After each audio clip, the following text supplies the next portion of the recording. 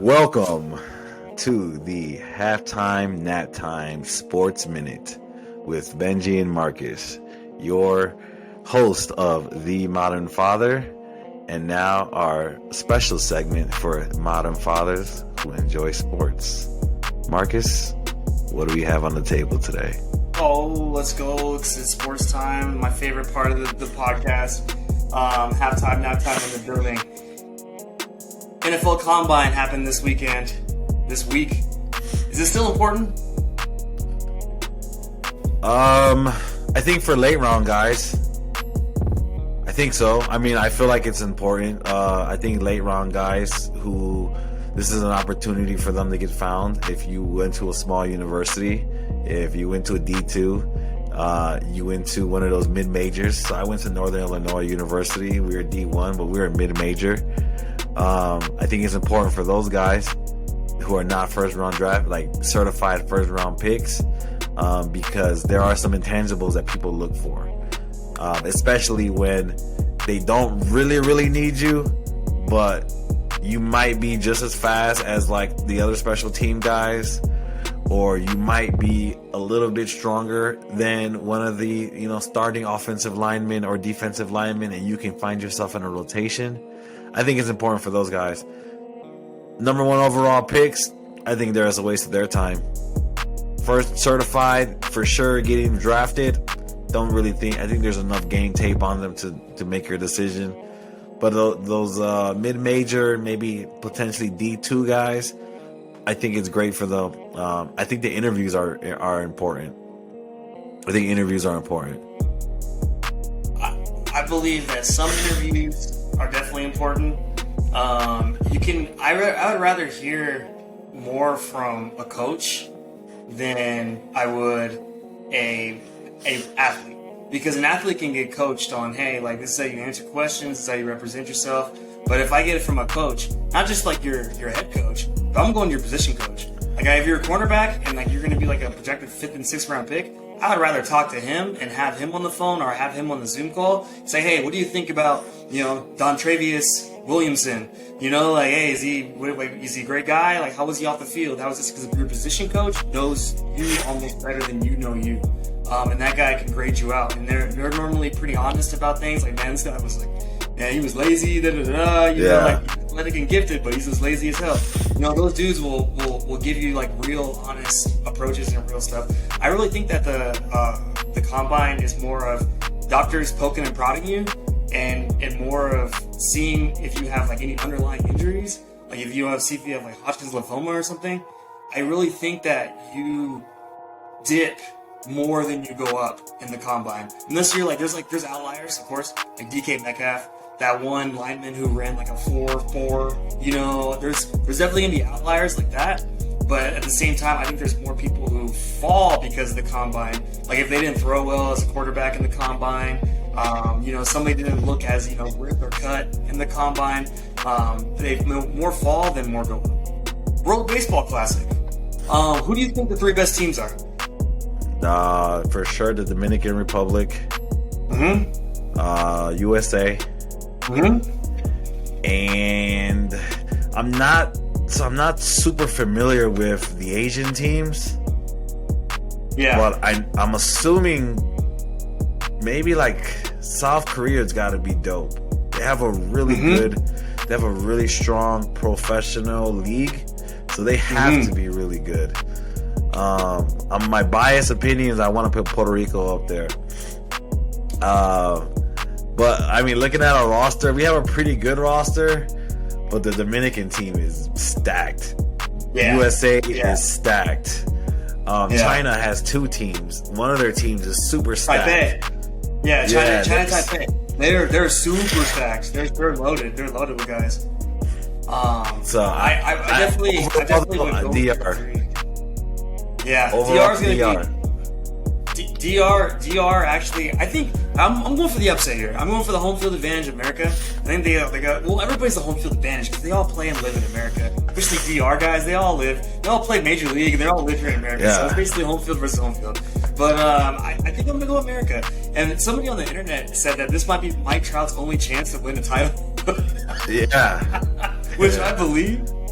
I believe Yeah, so much because like Mike Trout's going to be on a bum Angels team for the rest of his career because they're going to pay him. I hope he gets traded to somewhere. I hope that's I'm wrong. But who are your 3 sleeper teams? Do you have any sleeper teams that you to look out for besides South Korea? No, I would say South Korea would be South Korea. You can't sleep on Japan. Who else? Venezuela. Got some pitching. And pitching take you a long way. So Venezuela might be interesting. But I've been sold on DR. Yeah.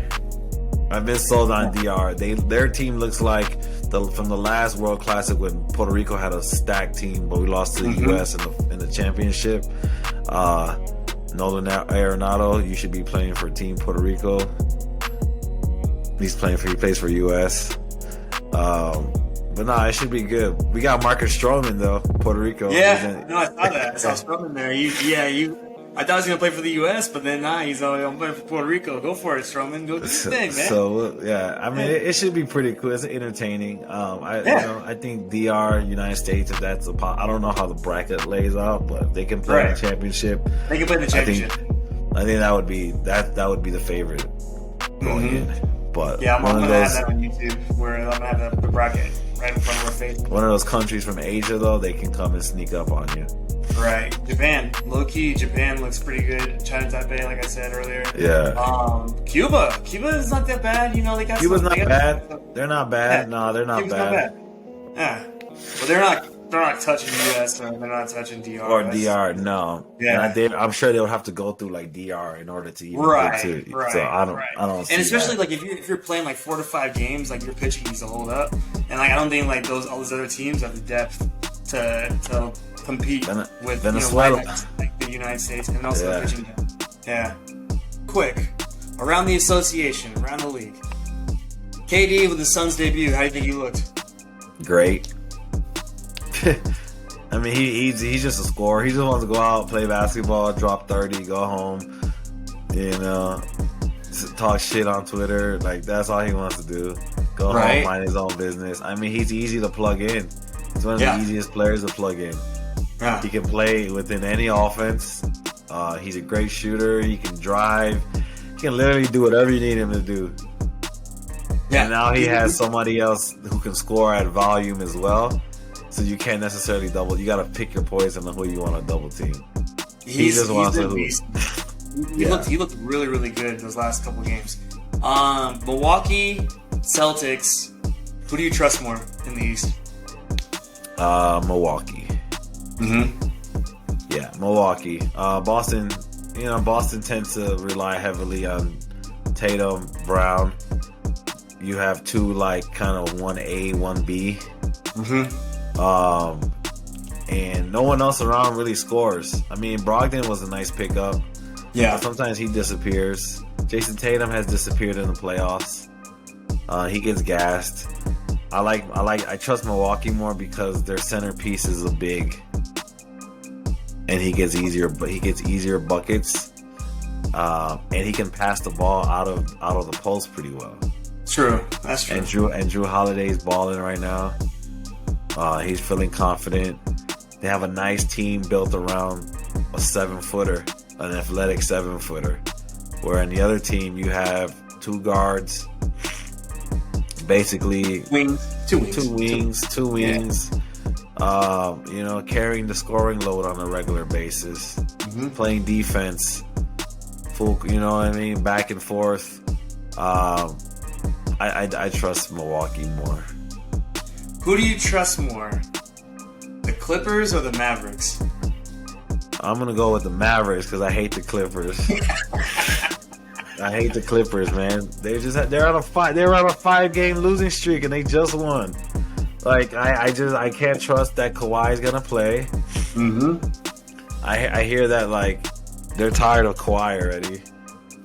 They're tired of him. Like, man, we're paying you all this bread and you're not doing anything. Not producing. I don't hate Paul George. I liked him more on the Pacers. I liked when he was on the Pacers. Westbrook's been playing well. They keep him out of the fourth quarter, but when he's in, he's been pretty efficient. Um, I just, Luka Doncic and Kyrie. I mean, Kyrie's a hooper too. Right. He just does a lot of odd behaviors that, kind of take away from his talent, that people don't focus on what he can actually do on the court. I don't think either one of those teams are going to make it far because Mavericks don't play defense. And I still think they're too centric on those two players. It's too revolved around just those two players. Yeah. Who do you think will have a better career?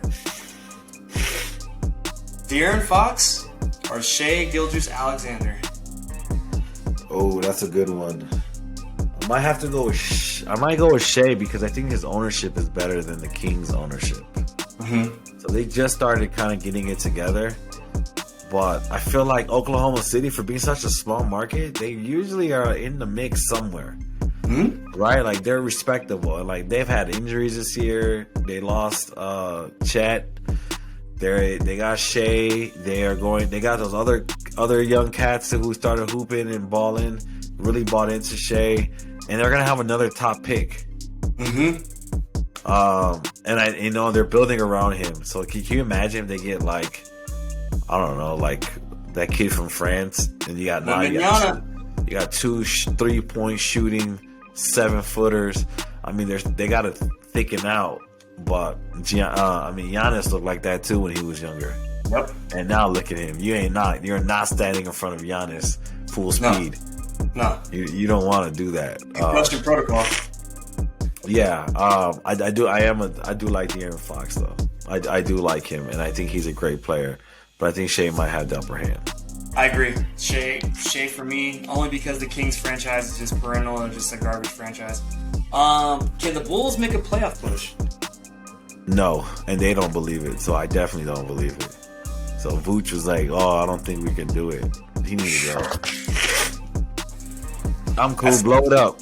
I'm down. Let's blow it up. Blow it up. This team ain't gonna do it. No Lonzo Ball. None of this shit gonna work. Blow it up. We're not making the playoffs. Even if we made the play-in, we'll probably get scraped up. I don't even know who would end up playing. The Knicks or somebody gonna come and roll on us, unfortunately. Sucks saying that, but it is a reality. And I like Pat Bev's little energy he brought, but it's not enough. I mean, it's not enough. Trade DeRozan, put him on a contender, keep Levine another year. Got to keep him another year and build around him. Yeah, truly build around him. Yeah, that's what I thought they were going to do in the deadline. But hey, they kept it afloat for ticket sales. They want to make that money. It's just like, hey, I don't blame them, because then like people will stop going. They would have definitely stopped going, because like that team, if they would have gutted that team, it would have been a really long last 20 games. If you had a golden ticket to go to any sporting event in 2023 in the world, where would you go? What would you choose? Let's see. Oh, I want to go to the Field of Dreams game. Mm-hmm. That would be a cool game to go to. I've been to an All-Star game. That was awesome. But I would like to go to the Field of Dreams. One of my homies went last year. I was jealous. It was cool. Like, you walk through like the cornfield shit onto the field. It was dope, man. Like, disappeared like the ghost. Yeah, so I saw his Instagram and shit. Like, my boy's always doing some cool shit like that. He's really connected with the Cubs. So he was there, and I was like, man, dude, you're always doing some cool shit. And that was him and his wife got to go to the game. That's dope. And there's only like, I don't know, 500 seats. Yeah, that's exclusive. That's an exclusive event. Yeah, so I would do the Field of Dreams game. I would do Manchester United versus Man City at Old Trafford, out in England, in Manchester. That would be the dopest game. Oh my goodness gracious! I would love to go to the pubs before the game, walk to the stadium, just shouting and screaming a whole bunch of songs. I would probably cry. I would probably cry going to an event like that, because it would just be so majestic, so magical. You know I'm a huge soccer guy. That's me. Would be the ultimate dream. All you soccer fans know, you know. If you guys ever done that, just leave it in the comments and let me know how that feeling feels, because like I would love to be a part of that. I want to go to a massive soccer game. I'm not a soccer fan, but I do want to experience that magnitude of a game. Mm-hmm. Like thinking of like, I don't know, like Barcelona versus Real Madrid. Yeah. I would love to go to a game like that. Mm-hmm. I would love like the only soccer game I've ever been to that was legit was PSG versus Manchester United. Yeah, you saw that out in Chicago. In Chicago, but it's not the same. It was dope. It was cool, but it wasn't the same atmosphere like you're describing. Yeah, it's preseason. I want to go during the regular season. You know, like during a Premier League match. Oh, that'd be amazing. The closest thing I've ever been to like a soccer match like that was just Orlando City versus Atlanta United, which that was dope. You know, it was like a really good crowd. You know, it was cool, but like it is nothing compared to like an SEC football game. There's nothing compared to like a crowd at an F1 event. Though that kind of stuff is just that's different. The Masters, that's just different, dude. That was a great little halftime nap time right there. Nice and quick, nice and going. And man, I hope you enjoy the work week. Don't get captured at your job. Nah, I'm almost there. Tomorrow's hump day. Let's do it. You guys, thank you for listening. Thank you for watching. If you guys have any questions, please email us at halftimenaptimepod@gmail.com. Leave some comments in the comment section. Let us know how we do. Like, subscribe, love us. Thanks a lot. Have a great day. Peace.